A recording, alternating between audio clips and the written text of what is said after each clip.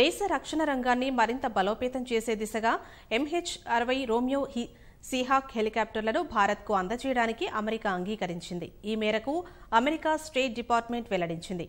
MH-60R రకానికి చెందిన 24 హెలికాప్టర్లను కొనుగోలుకు గాను కేంద్రం అగ్రరాజ్యంతో $2.4 బిలియన్ ఒప్పందం కుదుర్చుకోగా ఈ ఒప్పందానికి అనుమతి తెలియజేస్తూ ట్రంప్ ప్రభుత్వం అమెరికన్ కాంగ్రెస్లో నోటిఫికేషన్ విడుదల చేసింది.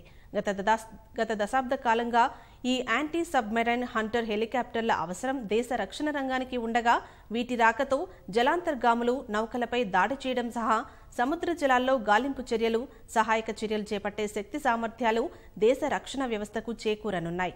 వీటి అమ్మకం ద్వారా ఇరు దేశాల వ్యూహాత్మక సంబంధాలు మరింత బలోపేతమవుతాయన్న అమెరికా, ఇండో పసిఫిక్, దక్షిణాసియా ప్రాంతాలలో రాజకీయ సుస్థిరత, శాంతి సహా ప్రాంతీయ సమస్యల పరిష్కారానికి ఉపకరిస్తుందని పేర్కొంది.